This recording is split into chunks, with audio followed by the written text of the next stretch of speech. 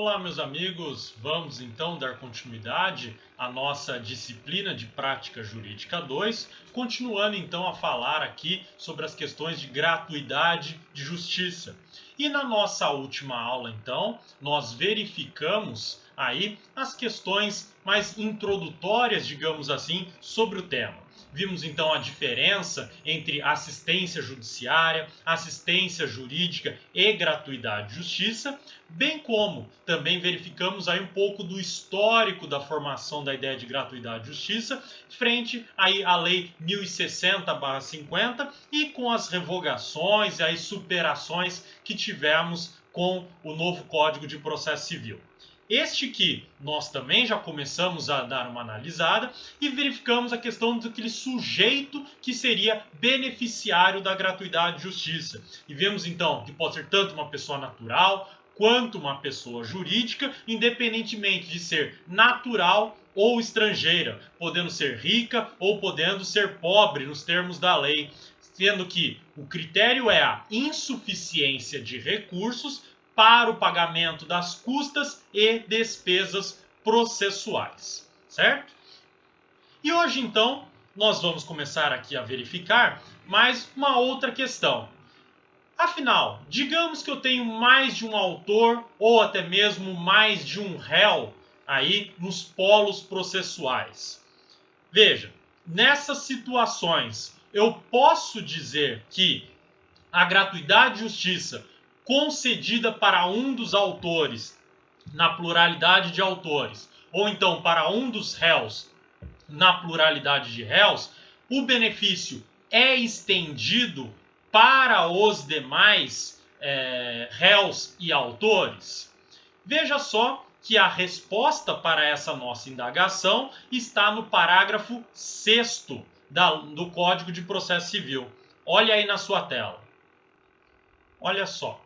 O direito à gratuidade da justiça é pessoal, não se estendendo a litisconsorte ou a sucessor do beneficiário, salvo requerimento e deferimento expressos.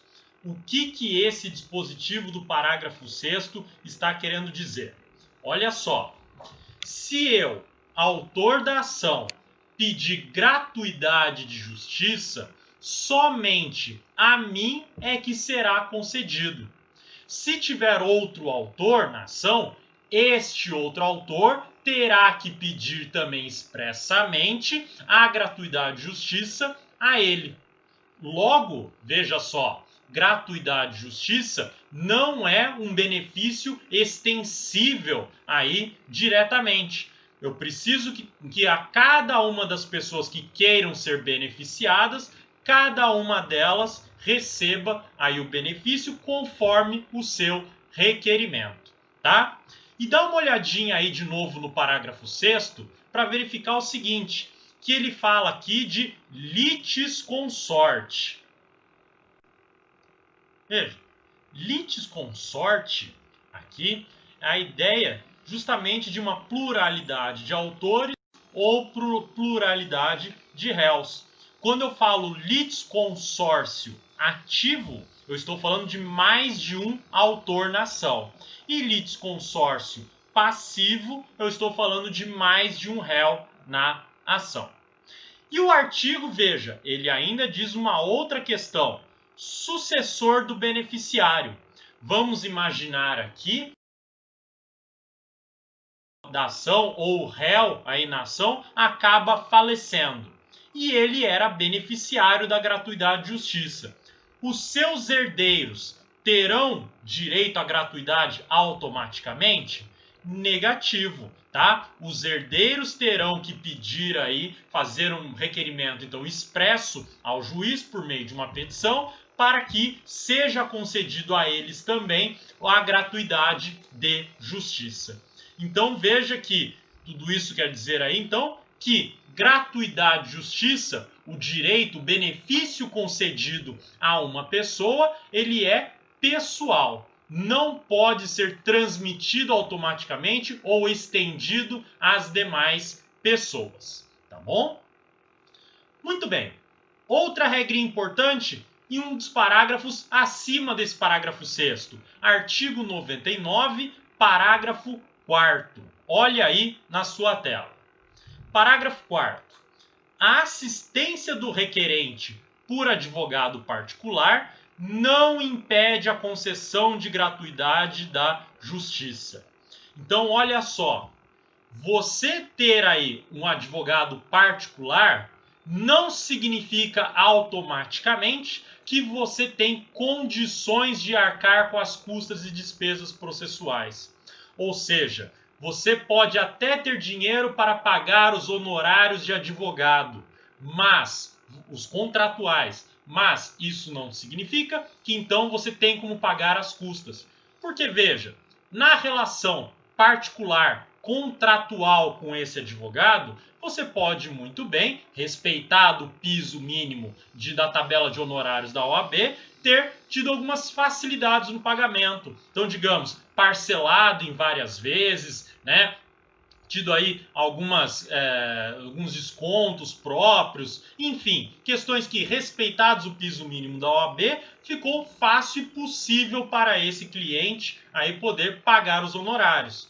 Mas veja, as custas judiciais, as despesas, pode ser que a pessoa não consiga também essas facilidades. E vamos falar um pouquinho mais para frente sobre essas possibilidades de facilitação do pagamento. Mas veja, pode ser que não consiga. E por isso mesmo, ela pode requerer gratuidade de justiça, ainda que tenha um advogado particular, ainda que pague, então, um advogado. Uma questão não é causa da outra, não é decorrência lógica da outra. São dois liames diferentes, tá bom? Muito bem. Parágrafo 5º, continuando essa regra. Na hipótese do parágrafo 4º, o recurso que verse exclusivamente sobre valor de honorários de sucumbência fixados em favor do advogado de beneficiário estará sujeito a preparo, salvo se o próprio advogado demonstrar que tem direito à gratuidade. O que esse dispositivo legal está querendo dizer? Olha só, quando uma parte é vencida em um determinado processo, esse vencido é obrigado a arcar com as custas e despesas processuais mais honorários de sucumbência. E nós já até falamos disso bem brevemente, mas a ideia de honorários de sucumbência é aí uma premiação, um valor pago ao advogado em razão da sua vitória. Então é verba que é de direito do próprio advogado. Ele deve receber esse valor, tá? Muito bem. Vamos dizer aí o seguinte, que exista então aí uma parte que é vencida e o advogado da parte contrária está então querendo aí receber o valor dos seus honorários. E veja, esse advogado que quer receber os seus honorários tem como cliente uma pessoa que foi beneficiária aí da gratuidade de justiça. Muito bem, vamos dizer que a porcentagem definida pelo juiz dos honorários de sucumbência foi uma porcentagem que o advogado da parte vencedora considerou um valor muito baixo. Então, digamos que ele achava que teria direito aí a pelo menos 10% do valor da causa, né, de honorário de sucumbência, e o juiz fixou somente aí 5%. Muito bem. Esse advogado tem direito, em nome próprio, interpor um recurso contra esta sentença, pedindo que o tribunal fixe em valor superior o valor dos honorários de sucumbência. Então veja, o advogado, em nome próprio, não mais representando o seu cliente, ele vai pedir aí o aumento do valor dos honorários de sucumbência. Veja que, por ser verba dele, ele tem legitimidade para recorrer daquela decisão, pedindo então o aumento desse valor. Agora, olha só. Lembra que o cliente dele, como eu falei, ele era beneficiário da justiça gratuita? Logo, o cliente dele, se fosse recorrer, ele não precisaria pagar as custas, né? Valor chamado de preparo, tá? Quando você fala aí de custas próprias para o recurso, você chama de preparo. Esse benefício da gratuidade e justiça do cliente se estende ao advogado. O advogado também não precisará pagar aí o valor do preparo para interpor o seu recurso para discutir esses valores de honorário de sucumbência.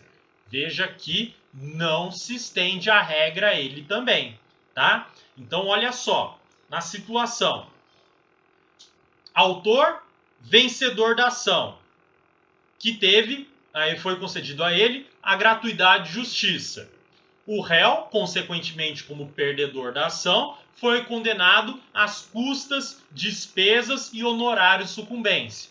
Só que o juiz fixou os valores dos honorários de sucumbência num valor muito baixo.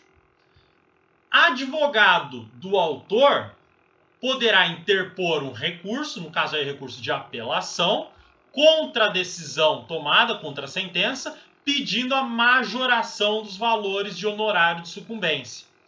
Esse recurso do advogado terá que ter o recolhimento do preparo, ou seja, as custas e despesas próprias aí do recurso. Salvo se o advogado pessoalmente também tiver direito à gratuidade de justiça. Ou seja, no seu recurso, ele vai ter que mostrar que ele tem insuficiência de recursos financeiros e que ele merece também ter concedido a ele a gratuidade de justiça. Tá bom? Então veja, como o benefício da gratuidade, ele é pessoal. Por quê? Porque mesmo o advogado dessa parte beneficiada, ele não tem o direito estendido a ele. Ele precisa pedir pessoalmente para que haja a extensão da gratuidade de justiça para ele, para que o seu recurso seja analisado. No caso aí, para majoração dos valores de honorário de sucumbência. Tá bom? Vamos olhar de novo o parágrafo 5º para fixar essa ideia? Olha lá. Na hipótese do parágrafo 4º, o recurso que verse exclusivamente sobre valor de honorários de sucumbência fixados em favor do advogado de beneficiário estará sujeito a preparo, salvo se o próprio advogado demonstrar que tem direito à gratuidade. Tá bom? Muito bem.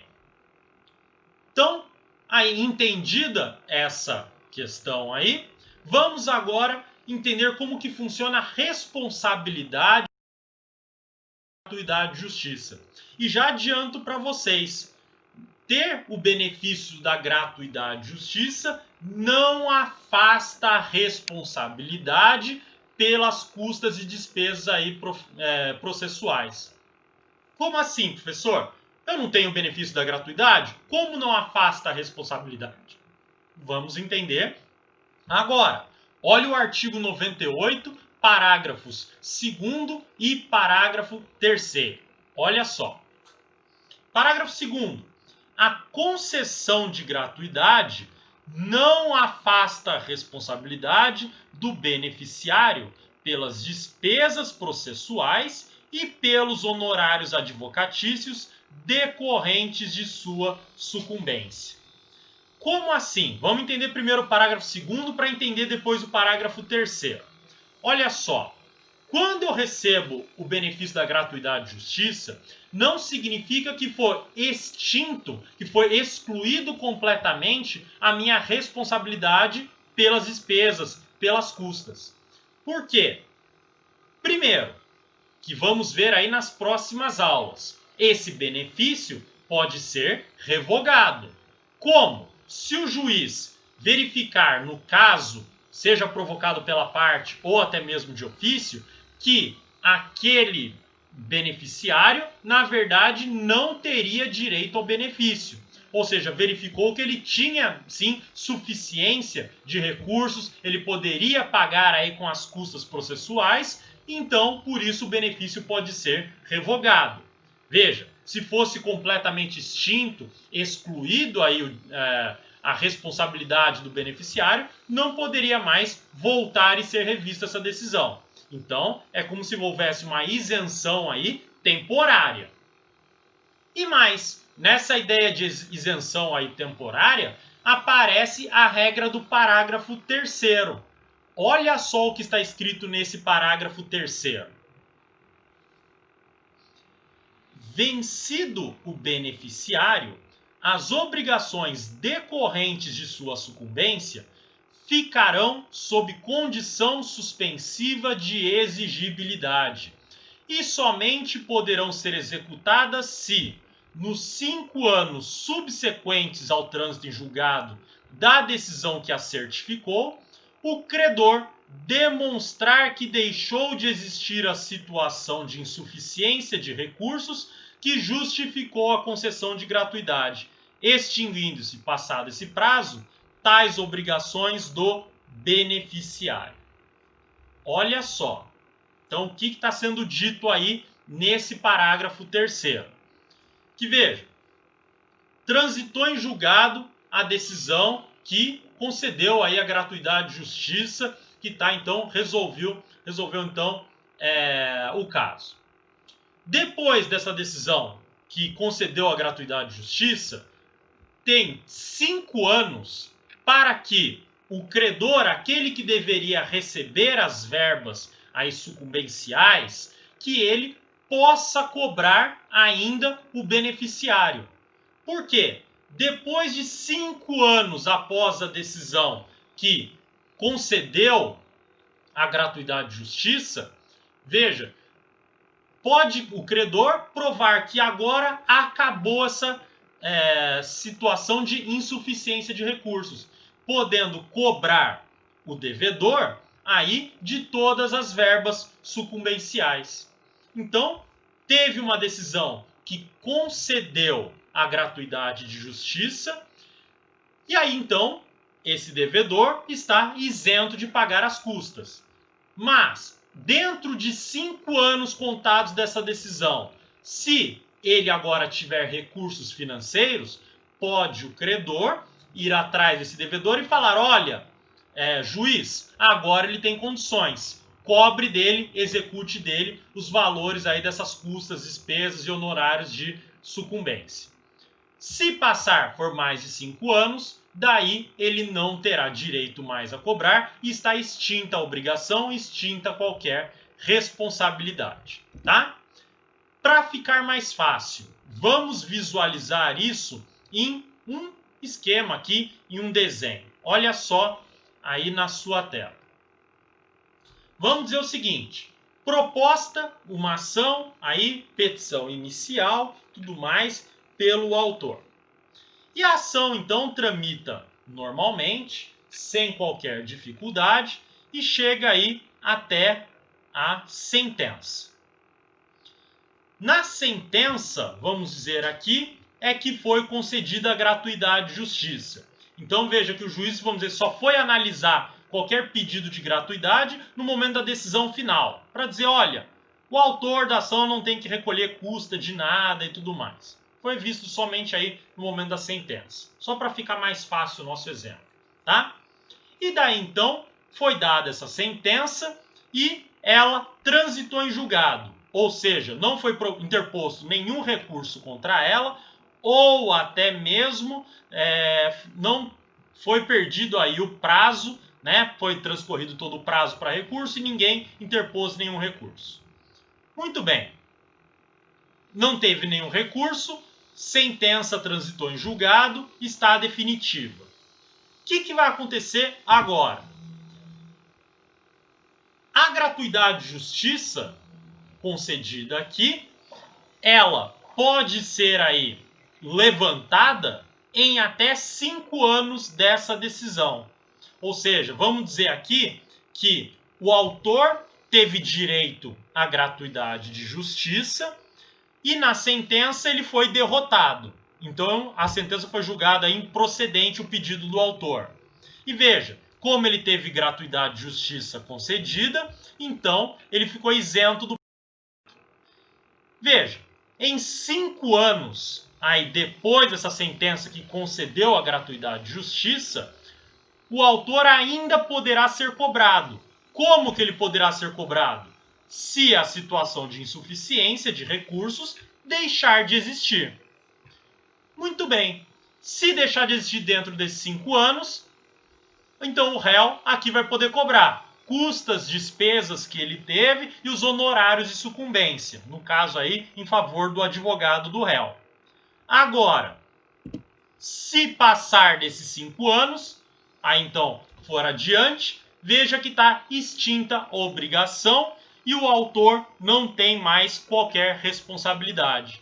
Então vamos dar um exemplo até absurdo aqui. Vamos dizer que dentro de 5 anos o autor ganhou na Mega Sena. Veja, o réu agora pode cobrar o autor das custas, despesas e honorários de sucumbência. Vamos dizer que no 6º ano em diante ele ganhou na Mega Sena, o autor. Pode ser cobrado esses valores? Não pode mais, porque agora está extinta essa obrigação. Tá bom? Vamos olhar agora de novo esse parágrafo 3º para fixar a ideia e também falar de outras questões importantes. Olha aí na sua tela. Vencido o beneficiário, as obrigações decorrentes de sua sucumbência ficarão sob condição suspensiva de exigibilidade e somente poderão ser executadas se, nos 5 anos subsequentes ao trânsito julgado da decisão que a certificou, o credor demonstrar que deixou de existir a situação de insuficiência de recursos que justificou a concessão de gratuidade, extinguindo-se, passado esse prazo, tais obrigações do beneficiário. Certo? Então veja, né? De novo lá, porque a questão aqui é complicada, vocês não tiveram ainda boa parte dessa matéria, né? Para ficar bem claro para vocês. Olha aí. Petição inicial. Vamos dar até um exemplo aí um pouquinho diferente. Petição inicial. Já pediu a gratuidade de justiça concedida pelo juiz. Muito bem. Daí vem sentença, autor perdeu.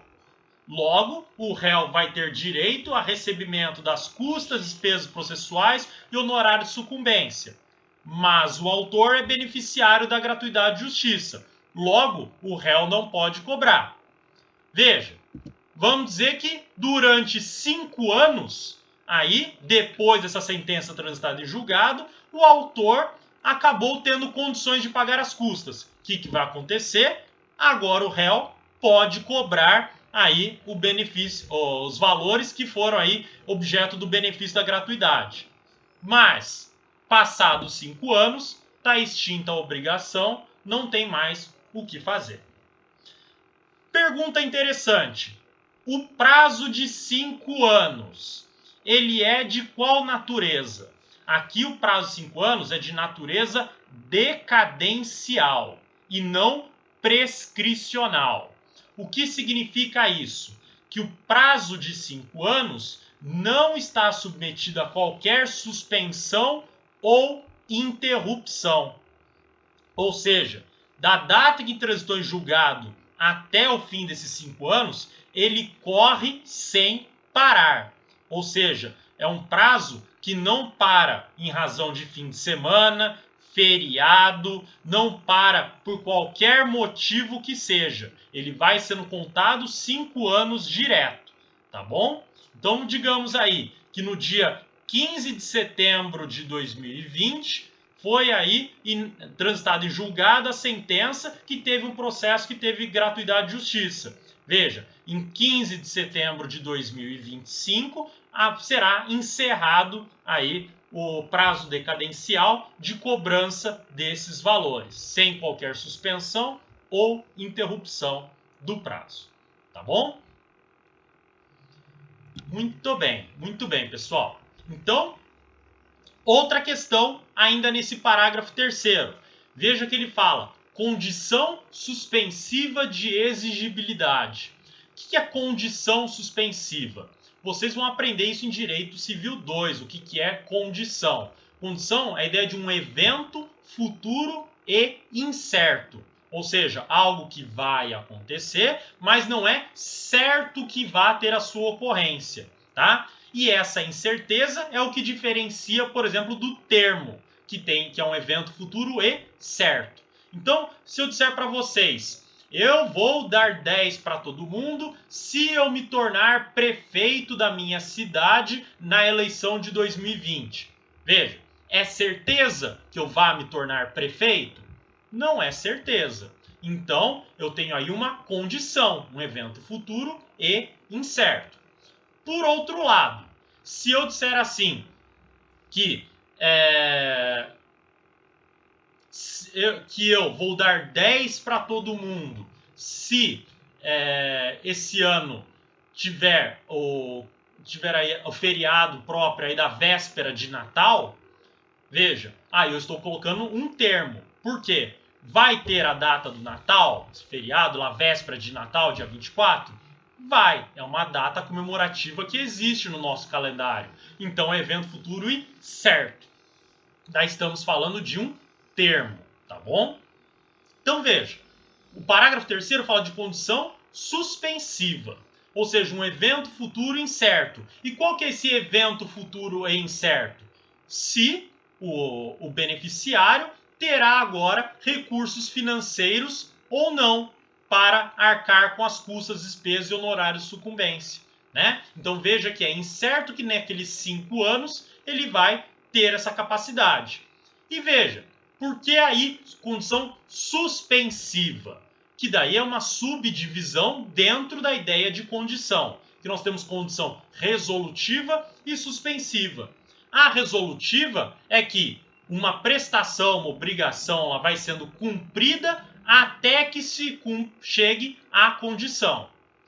Por outro lado, a condição suspensiva é que não há cumprimento da obrigação até que se cumpra, que se implemente a condição suspensiva. Veja, é o que está acontecendo aqui.